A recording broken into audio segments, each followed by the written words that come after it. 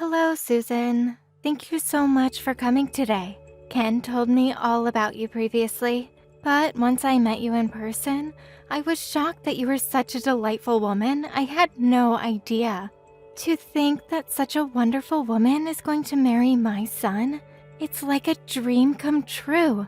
I'm very happy for you two. You two make such a splendid couple. I'm absolutely sure my late husband is smiling down on the two of you from heaven. I wish you and Ken the happiest life going forward. And please don't hesitate to stop in for a visit again anytime you like. Thank you very much, but can I say just one thing? I would prefer that this be the last time we meet. Excuse me? I have no intention of visiting your home during Christmas or Thanksgiving. I'll have Ken go over there when it's absolutely necessary. Let's not associate with each other, if that's okay with you. I would much rather prefer that. I'm sorry, but are you serious? Can I ask why? I'm sorry, did I do something that may have offended you in any way? No, nothing like that. I married Ken, is all. It's not if I married the whole family. I just don't want all the baggage. We have no blood relations, which makes us total strangers. All I ask is that we keep it separate. I don't need the hassle of all this family relationships and so forth. It gets a bit stressful, don't you think? So let's keep all future interactions to a minimum. I'm going to shut off my line unless it's absolutely necessary. So, if you need something, please go through Ken, would you, please? But just because Ken is your oldest son, please don't rely on him too much. I will invite you to the wedding, but I must warn you right now, don't make yourself heard too much. This is our wedding, after all. You do understand, right? Yes, of course. That's what she told me. I was pretty shocked, as you can imagine. Did I do something to offend her, maybe? Was Susan angry at me for something? Oh yeah, right, about that. I forgot all about that. No, she's not angry or anything. She's just being a little overly cautious, that's all. Overly cautious? Really? You mean she's self-conscious or something? No, nothing like that. It's just that her dad's grandma and her mom didn't really get along very well. Apparently she witnessed a feud between those two all while growing up. As far as I know, she and her mom have no contact with her grandmother anymore. So you can imagine her negative attitude toward family relationships such as with you and Susan. It's not about you, Mom. Nothing to do with her liking or disliking you. I see. So that's what this is all about. No wonder she seemed so hostile. I have no antagonistic feelings toward her in the least. I suppose it's a form of trauma, huh? Exactly. I suppose you can say that. After she settles into married life for a while and gets used to being around you, she'll probably relax her guard and everything will be normal, I hope. It's not a problem for you, is it? You got Caroline and her husband, not to mention your grandkids just living down the street. If there's a problem, just call Caroline, right? Yeah, I suppose. Caroline and the kids keep me pretty busy. I don't have a problem with that, but it just seems kind of unsociable. After all, we are family. She seems like a nice person. I just thought we could have closer ties. Yeah, well, she's that way, so what can I say? She'll come around eventually. Our families are not exactly alike. She had a tough time growing up. On the other hand, we had a pretty normal life, I suppose. Just as long as you can sit there at the wedding and not make any unnecessary comments, she'll be okay. Yeah, well, under the circumstances, I suppose I can manage. All I want is for you guys to be happy, that's all. I don't want to disrupt it in any way. I hope she understands that. And I hope she comes around after you guys settled in. Yeah, I suppose we just have to wait and see. Anyway, thanks for today. I'll contact you again once we get the wedding schedule all figured out.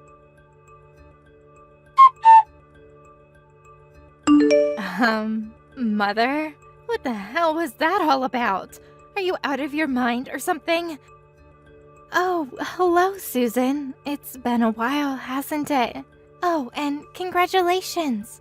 I was elated to hear from Ken that you gave birth to a beautiful baby boy, and you just came back from the hospital. So glad that it all went well. I really cannot believe you, Mother. You act as though you're so concerned. I can see right through you. How could you send such a thing? Excuse me? Acting concerned? I'm not acting. I am concerned. And what are you talking about, this thing? I'm talking about the baby clothes and the envelope of money. That thing. What the hell were you thinking sending me such a thing? Susan, I really don't know what you mean. I just thought it was an appropriate gift. Just something to congratulate you on giving birth. That's all. I really wasn't sure what to get, so I figured a monetary gift and some baby clothes. I'm sorry, I wasn't sure of your taste, but I picked out something that was pretty basic. Did you not like it? You finally revealed yourself, haven't you? Sending such cheap clothes and money, trying to worm your way in and see your grandson? Pretty sneaky. This baby is our son, not yours. And I bet when you heard it was a boy, you wanted him for yourself. Well, that's not going to happen. I know what you're going to say next. Someone to take over the family, or some crap like that. Am I right? Pardon me? That was certainly not my intention. I didn't think you would use such underhanded tactics. I almost got comfortable because you've been so quiet for the past 3 years. Boy, was I wrong. Did you really think I would be duped into your little scheme with these cheap baby clothes? That's what I was worried about. An obsessive mother. I assure you, that was never my intention. It was just a simple gift for your baby. I didn't want it to be too extravagant. Thought you would take it wrong. As a matter of fact, I just found out it was a boy. I don't want to hear any of your rationalizations. He's not your grandson. Can't you get that through your head? He's not going to be taking over that family or anything like that. Just so you know. Just because you brought Ken up as a single mother does not mean our child will take over your family. Not much of a family to take over anyways. Susan, I have never thought that at all. I couldn't even imagine thinking such a thing. You got me all wrong, Susan. I can't understand why you would think that of me. Playing the victim now, huh? I can read you like a book. You send a gift and money. That only means you want something from me. You wouldn't do this for free. I know the little game you're playing. Curry favor with us, and when you grow old and can't walk anymore, you want us to look after you. That's it, isn't it? I'm not going to fall for your little trick. Don't you dare think you can put one over on me. As for those baby clothes, I dumped them in the garbage. My parents are going to buy me whatever I want. Better quality clothes. Pardon me, are you serious? How could you? I would prefer that you not meddle in our lives. No matter how you try to pander us, we will never have any family interaction with you. Keep that in mind. And I will tell you this right now, I have no intention of looking after you when you get old. You are not seeing our children either. As a matter of fact, it would be preferable if you did not interact with Ken anymore either. Please, Susan, listen to me. You've got me all wrong. Can't you just give me a little time to explain myself? No, I don't want to hear it. There is nothing more for us to talk about. Just forget about us. Make like we never existed. Goodbye. Mom, what the hell are you up to? Susan just got out of the hospital and was finally able to relax. I wish you wouldn't upset her like that. She needs to rest. I have no idea why she's so angry at me. All I did was send her some gifts and a little money. I think she just put a block on me. I tried contacting her, but there's no response. I told you not to interfere with her life. She's real sensitive about all that. You do remember me talking about that, right? Did you really have to send that gift? Just leave us be, Mom. Actually, she thinks it's some kind of ploy. I'm starting to think so too. I have no idea what you're talking about. Come on, Mom, don't sound so innocent. So, Susan was right about this all along. There was $5,000 in that envelope. What is it that you really want from us, Mom? Don't tell me you're trying to buy our son from us, are you, Mom? Because no way that's happening. Or do you want us to feel duty-bound to you and worm your way into living with us? That's it, isn't it? Did you really think that $5,000 would buy you a grandson and a home to live in and eventually us taking care of you? We can see right through your scheme, Mom. Ken, how can you even say or think that about your own mother? I've been very patient for the past few years, but what you're saying is absolutely irrational. Please explain it to me from the very start. I just can't wrap my head around why you two are acting the way you are. Yeah, okay. You may be right. This may be a good time as any to explain things to you. Also, I want you to know what I've been holding back for God knows how long. It all boils down to me being brought up by a single parent. Excuse me? I grew up without a father. My childhood growing up was a depressing time for me. Did you even know that? We grew up poor too, and that sure wasn't easy. I was so ashamed of not having a father. I was bullied constantly at school about that. I had a tough time growing up, and it was all your fault. Even after I left home, you insisted that I support you financially. Although it wasn't much, it was your way of manipulating me, never giving me the freedom I craved.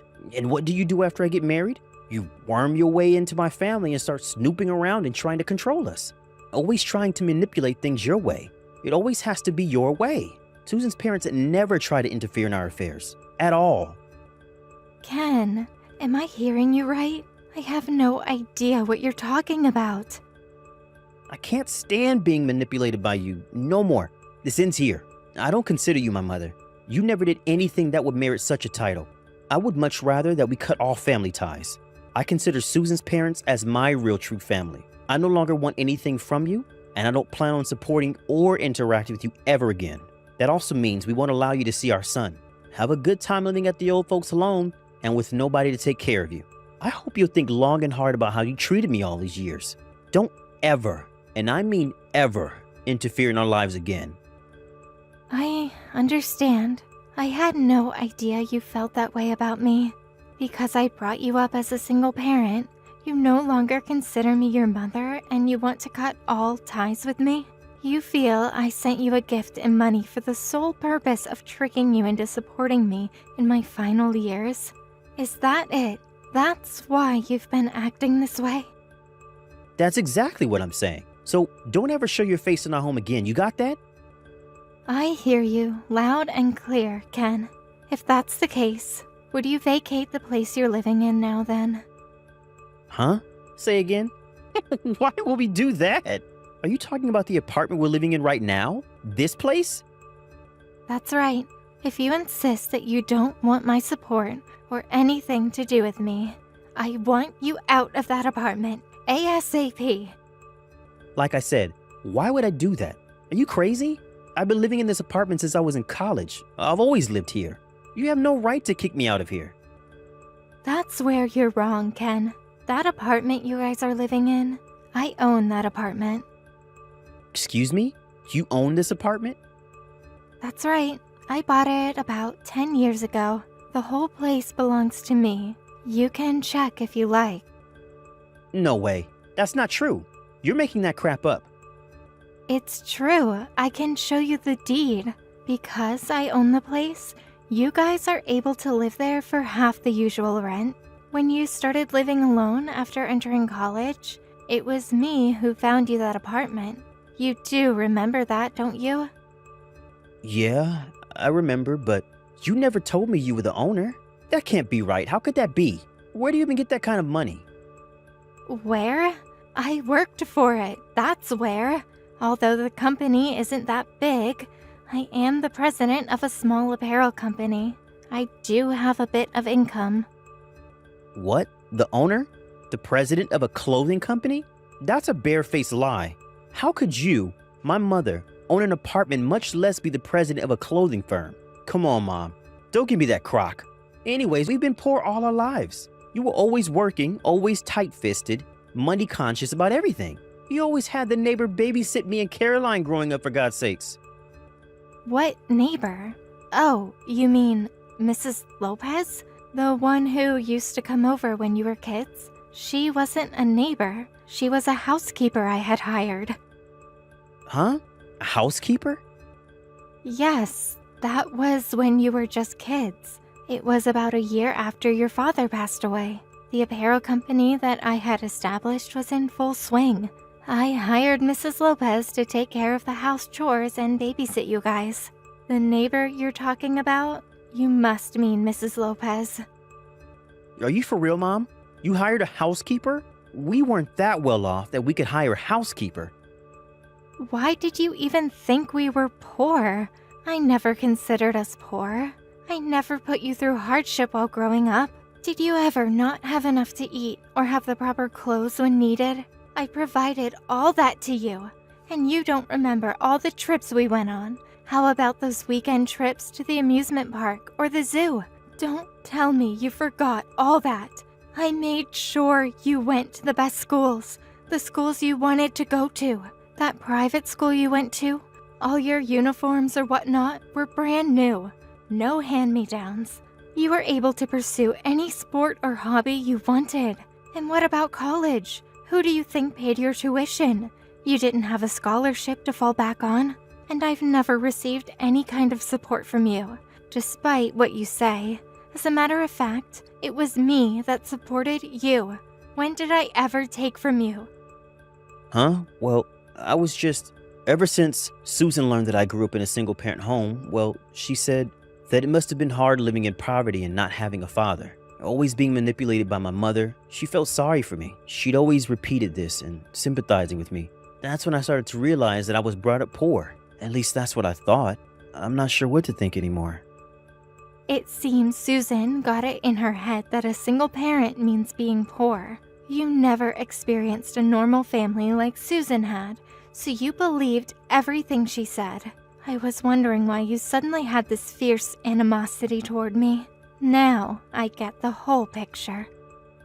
Mom, I'm really sorry. It was just that, now that you mention it, you did pay my college tuition, and you sent me an adequate allowance on a regular basis. I never had any money problems. As a matter of fact, I was living better than most of my friends. But like an idiot, I forgot about all that. I was such a jerk to believe that crap. Please forgive me, Mom. There is no need to apologize. As a matter of fact, I feel relieved now that I know the real reason why you and Susan were acting this way toward me. Mom, thanks for understanding. Let's get back to what we were talking about the apartment. From next month, I'm going to ask that you pay the normal rent just like everyone else there. Huh? Wait, what? But why? Why? You don't need my help anymore, right? If you want to continue living there, well, just pay the usual rent. That's all I'm asking. If you can't do that, you're just going to have to move out. Wait a second, Mom. I just finished explaining everything to you. So why? It was all just one big mistake. So let's just get back to how it's always been. I apologized, didn't I? You said you were relieved for Pete's sake. I was just relieved to hear the reason you were mean. That has nothing to do with the apartment. After you said all those awful things to me, that you didn't think of me as your mother, that you wanted to cut all ties with me. Oh, and you were embarrassed that you grew up without a father, and that was my fault. Remember saying that? Then you do a flip-flop and say you're sorry and everything is back to square one. I'm sorry, but that sounds way too disrespectful. It just doesn't fly, Ken. Yeah, but I explained all that. Words are like bullets, Ken. They can injure people. There is no reversing it. My patience has reached its limit, and as you wish, I will cut all ties with you. No more support from me going forward, just so you know. And when the time comes, I plan to leave everything, the company, home, and that apartment you're living in, right now, to Carolyn and her family. And about taking care of me in my senior years, I already arranged everything in that regard, so no worries there. You don't have to return all the money I sent you during college or that money I sent you last week for the baby. Wait, Mom, please. You can't do this to us. Apartment rent. We just had a kid, for God's sakes. We can't afford to pay more for rent, much less move out. What are you saying?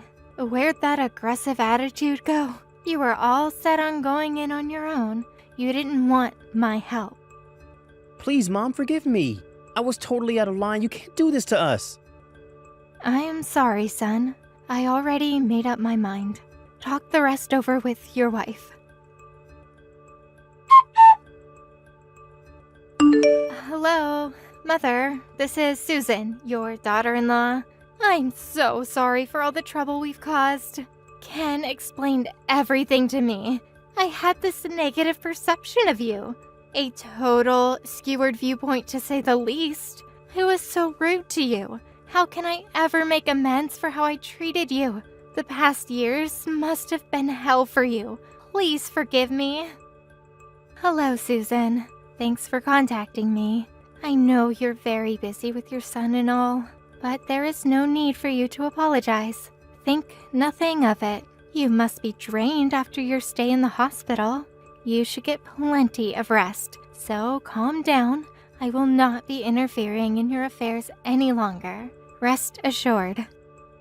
Please, don't say that. I know this is asking a lot, but please give us one more chance. I'll go over there and apologize in person. Let me explain everything to you. That it was all just a simple misunderstanding. I'll bring your grandson with me too. You do want to meet your grandson, right? Please, I'd rather you didn't. I'd prefer it that we not interact. I haven't seen you for 3 years. Not since the wedding. I don't even recall what you look like. I'm not in the mood to meet people I don't know very well. It's just stressful for older folks. And about bringing your baby, I really must decline. Pardon me? You don't want to see your grandson? If you cut ties with us, that means you won't be able to see your grandson forever. Well, I've got 4 grandkids right next door at my daughter Caroline's place, so I think I'll be fine. Besides, that's your child, right? You said he was not my grandson. You did say that, right? Yes, I did say that, but that was because... Also, using your child as a pawn to lure a poor grandmother in? Kind of despicable, wouldn't you say? That really was not my intention. I'm really guilt-ridden over all this. Ashamed that I even acted that way. And about the clothes and money you sent as a gift, I know it's kinda late, but I really appreciate your thoughtfulness. I'm sorry about the baby clothes. Oh, the baby clothes I sent. Yes, those. You threw those cheap things out, right? I must thank you. Those baby clothes were made at my company. I already reprimanded the staff for their shoddy workmanship. Wait, that was made at your company? Yes, it must have been embarrassing for you to receive such substandard baby clothes. My daughter loved them, so I figured you would too. I'm to blame. Please accept my apologies. No, please don't say that. They weren't cheap at all. They were wonderful, the perfect gift. Please, I don't know what to say. All I can do is apologize. Ever since I was a child, I watched my mother get bullied by my grandmother. I was not treated all that well by her either. Always being reprimanded for one thing or another. Once I got married, I thought I would be treated the same way. Maybe even have my child taken from me. I was just so scared. I just wanted to protect my family. I was adamant about not getting pulled into that kind of situation again. I understand what you went through and that your grandmother was an awful person. We all encounter such people in our lives.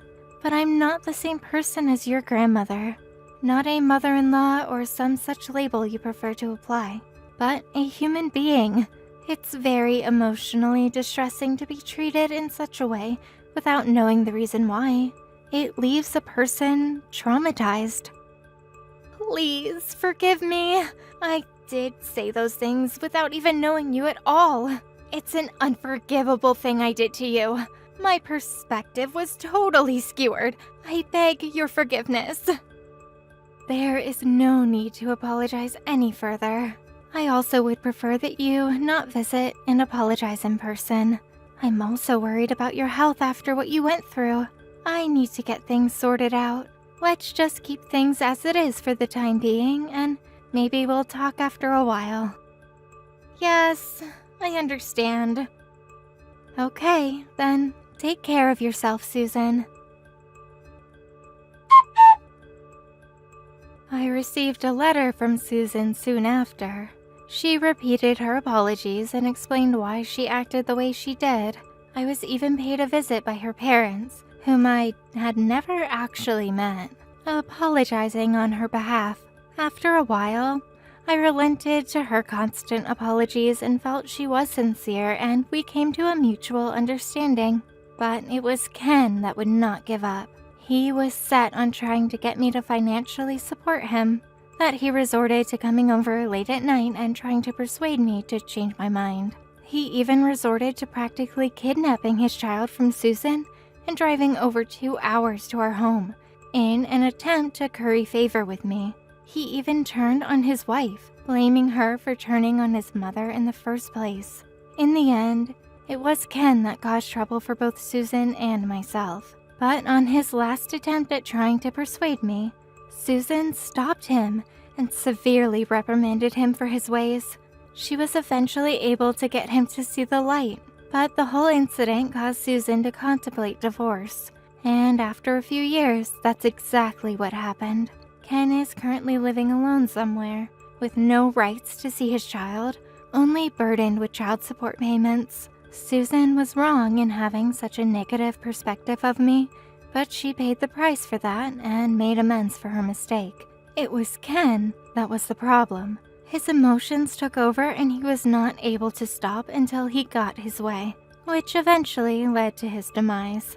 As for my relationship with Susan, we maintained a cordial relationship through the years and even exchanged Christmas cards and birthday greetings every year. Recently, we got together for my grandson's birthday party. I think we've started an amiable relationship. I actually enjoy her company. Thank you for watching. Please subscribe and hit the like button. See you next time.